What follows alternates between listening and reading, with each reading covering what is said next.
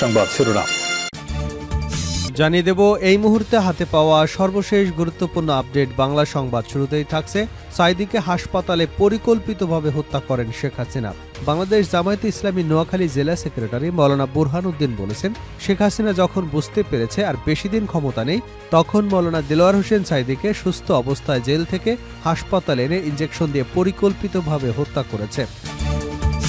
এবারে জানাবো, স্থানীয় নয় সংসদ নির্বাচনের প্রস্তুতি গ্রহণ করছে সিইসি।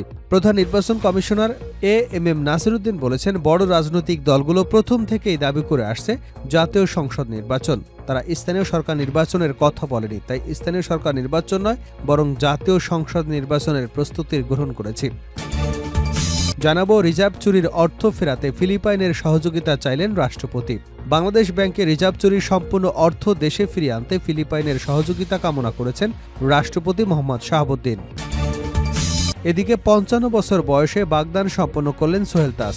পাত্রীকে সাবেক স্বরাষ্ট্র প্রতিমন্ত্রী সোহেল তাজ বাগদান সম্পন্নের খবর পাওয়া গেছে। রবিবার একটি ফিটনেস সেন্টারে ৫৫ বছর বয়সে আংটি বদল করেন তিনি।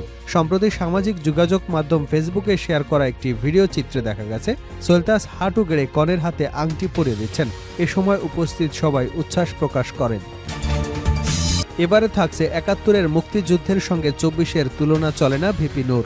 ৭২-এর সংবিধান বাতিলের কোনো প্রয়োজন নেই বলে মনে করেন গণঅধিকার পরিষদের একাংশের সভাপতি ও ডাকসুর সাবেক ভিপি নুরুল হক নূর। তিনি বলেন, জাতি একবারই স্বাধীন হয়, ৭১-এর সঙ্গে ২৪-এর তুলনা চলে না। মঙ্গলবার ৩১শে ডিসেম্বর দুপুরে রাজধানীর পল্টন মোড় সংলগ্ন আলরাজি কমপ্লেক্সে গণঅধিকার পরিষদের দলীয় কার্যালয়ে এক জরুরি সংবাদ সম্মেলনে ভিপি নূর এসব কথা বলেন। তিনি বলেন, বিভিন্ন সময় সংবিধান ১৭ বার সংশোধন করা হয়েছে, এটা বাতিলের প্রয়োজন নেই, বরং সবার সঙ্গে আলোচনা করে সংশোধন করা যায়।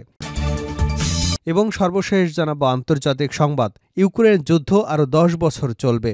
এক এক করে ৩ বছর পা দিতে যাচ্ছে ইউক্রেন যুদ্ধ। এর মধ্যে রণক্ষেত্রে বিশাল একটি অংশ হারিয়েছে কিয়েভ। লাগাতার যুদ্ধে ক্লান্ত পরিশ্রান্ত হয়ে পড়েছে জেলেনস্কি বাহিনী। যদিও দেশটির পূর্বাঞ্চলে এখনও রুশ সেনাদের অগ্রগতি ঠেকিয়ে রেখেছে ইউক্রেনের সেনারা, তবে কুরাখোভ শহরের কাছে রুশ অবস্থান দ্বারা আটকা পড়েছে অনেক সেনা।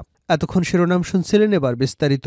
প্রিয় দর্শক, আপনি যদি এই চ্যানেলে নতুন হয়ে থাকেন, ভিডিওটি দেখতে দেখতে চ্যানেলটি সাবস্ক্রাইব করে আমাদের সঙ্গে থাকুন। আর এই ভিডিও সম্পর্কে আপনি আপনার মূল্যবান মতামতটি কমেন্ট বক্সে জানিয়ে দিন। আর হ্যাঁ প্রিয় দর্শক, জানিয়ে দিন ভিডিওটি কোথা থেকে দেখছেন। সাঈদীকে হাসপাতালে পরিকল্পিতভাবে হত্যা করেন শেখ হাসিনা। বাংলাদেশ জামায়াতে ইসলামী নোয়াখালী জেলা সেক্রেটারি মৌলানা বুরহানুদ্দিন বলেছেন, শেখ হাসিনা যখন বুঝতে পেরেছে আর বেশি দিন ক্ষমতা নেই, তখন মৌলানা দেলোয়ার হোসেন সাঈদীকে সুস্থ অবস্থায় জেল থেকে হাসপাতালে এনে ইনজেকশন দিয়ে পরিকল্পিতভাবে হত্যা করেছে। মঙ্গলবার নোয়াখালীর চাটখিল উপজেলায় পাঁচগাঁও ইউনিয়নের কাচারি বাজারে অনুষ্ঠিত কর্মী সম্মেলনে প্রধান অতিথির বক্তব্যে তিনি এসব কথা বলেন। মৌলানা বুরহানুদ্দিন বলেন, হাসিনা জামায়াতকে টার্গেট করেছিল, কারণ হাসিনা বুঝতে পেরেছিল যে জামায়াত এদেশে কাজ করলে হাসিনা দেশবিরোধী কাজ এদেশে টিকবে না। ভারত এবং শেখ হাসিনার পরিকল্পনায় জামায়াত নেতাদের হত্যা করা হয়েছে। তিনি আরও বলেন, বর্তমান সরকার ফ্যাসিস্টদের বিরুদ্ধে কিছু করতে গেলে কারো কারো মায়াকান্না হয়। এদেশকে নতুনভাবে তৈরি করতে পরীক্ষিত দেশপ্রেমিকদের ক্ষমতায় বসাতে হবে। পরীক্ষিত সেই দেশপ্রেমিক হচ্ছে বাংলাদেশ জামায়াত ইসলামী। স্থানীয় নয় সংসদ নির্বাচনের প্রস্তুতি গ্রহণ করছে সিইসি। প্রধান নির্বাচন কমিশনার এএমএম নাসিরউদ্দিন বলেছেন, বড় রাজনৈতিক দলগুলো প্রথম থেকেই দাবি করে আসছে জাতীয় সংসদ নির্বাচন। তারা স্থানীয় সরকার নির্বাচনের কথা বলেনি, তাই স্থানীয় সরকার নির্বাচন নয় বরং জাতীয় সংসদ নির্বাচনের প্রস্তুতি গ্রহণ করেছে। বুধবার কুমিল্লা আঞ্চলিক নির্বাচন কর্মকর্তাদের সঙ্গে মত বিনিময় সবার আগে সাংবাদিকদের তিনি একথা বলেন। তিনি বলেন, নির্বাচন কমিশন থেকে এখনও নির্বাচনের সময় নির্ধারণ করা হয়নি, তবে প্রধান উপদেষ্টার বক্তব্যে জানানো সময় অনুযায়ী নির্বাচনী প্রস্তুতি নেওয়া হচ্ছে। নির্বাচন কমিশন সংস্কার সহ বিভিন্ন সংস্কার কমিশনের রিপোর্ট হাতে পেলেই ধারণা করা যাবে নির্বাচন কবে হবে। আমরা নির্বাচনী প্রস্তুতি গ্রহণের জন্য কাজ করছি।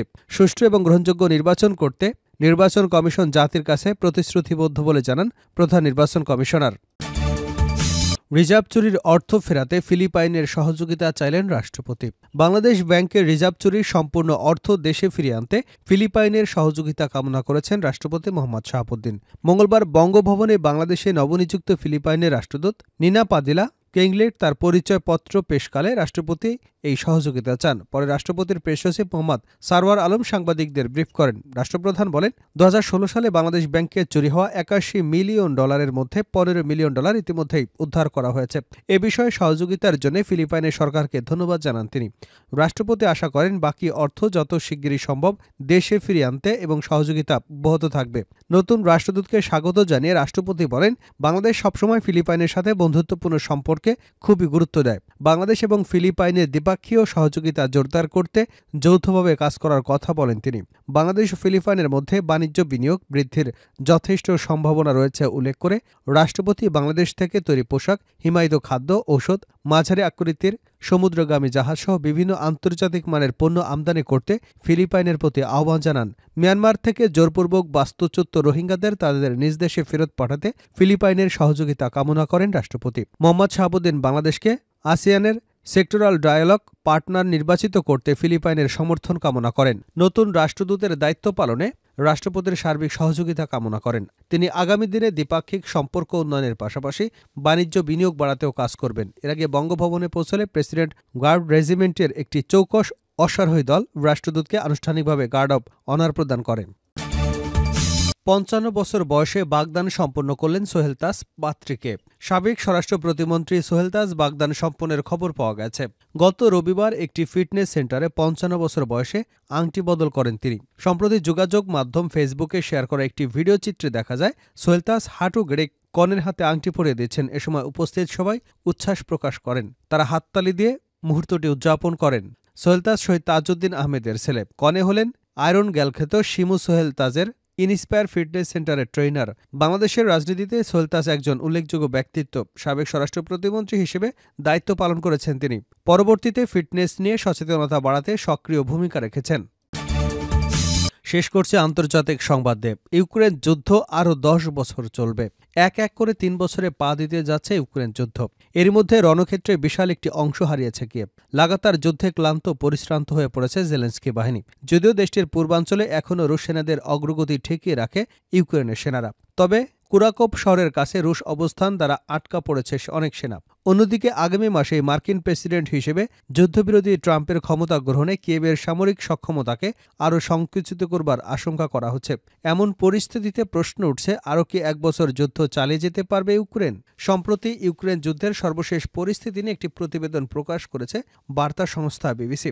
ওই প্রতিবেদনে ইউক্রেনের সামরিক বাহিনীতে কর্মরত বেশ কয়েকজন কমান্ডার এবং সৈনিকের বক্তব্য তুলে ধরা হয়। একই সঙ্গে যুদ্ধে স্বজন হারিয়েছেন, বাড়ি ছেড়েছেন অথবা বিভিন্নভাবে ক্ষতিগ্রস্ত হয়েছেন এমন ইউক্রেনীয় নাগরিকদের মন্তব্য তুলে ধরা হয় প্রতিবেদনে। রুশ সামরিক অভিযানের পর ইউক্রেনের সেনাবাহিনীতে যোগ দেওয়া ৩১ বছরের কমান্ডার সুরাত বিবিসি প্রতিবেদনকে জানান, যখন যুদ্ধ শুরু হয় তখন তিনি মনে করেছিলেন এটি ৩ বছর চলতে পারে, কিন্তু এখন মনে হচ্ছে যুদ্ধ আগামী ১০ বছর লড়তে হবে। যদিও ট্রাম্পের যুদ্ধ বন্ধের ইচ্ছাকে উড়িয়ে দিচ্ছেন না সুরাত, তবে একটি কার্যকর চুক্তিতে পৌঁছতে অনেক কাঠখড় পোহাতে হবে বলে মনে করেন এই সেনা সদস্য। সুরাত জানান তিনি খুবই বাস্তবিকভাবে চিন্তা করতে চান। এখানে ইউক্রেনের জন্য কোনো ন্যায় বিচার অপেক্ষা করছে না। তবে তিনি রাশিয়ার বিরুদ্ধে লড়াই করে যেতে চান বলেও জানিয়েছেন। আরেক সেনা সদস্য জানান, আলোচনার মাধ্যমে কেবল যুদ্ধ সাময়িকভাবে থামতে পারে, তবে আগামী ১-২ বছর পর তা আবার ইউক্রেনের ঘাড়ে ফিরে আসবে। ইউক্রেনের এক সেনা জানান, ইউক্রেনবিহীন পৃথিবীতে বেঁচে থাকার পরিবর্তে তিনি জয়ের জন্য মৃত্যুকে বরণ করতেও রাজি আছেন। ইউক্রেনের ৩য় বৃহত্তম শহর ডেনিপ্রোতে ক্রমাগত রুশ ক্ষেপণাস্ত্র আঘাত হেনে চলেছে। সেখানকার বাসিন্দারা জানান, ইউক্রেনের উচিত এখন যুদ্ধ থামিয়ে আলোচনায় আসা। এমনকি বিভিন্ন জরিপে নাগরিকরা যুদ্ধের পরিবর্তে আলোচনাকে প্রাধান্য দিচ্ছেন।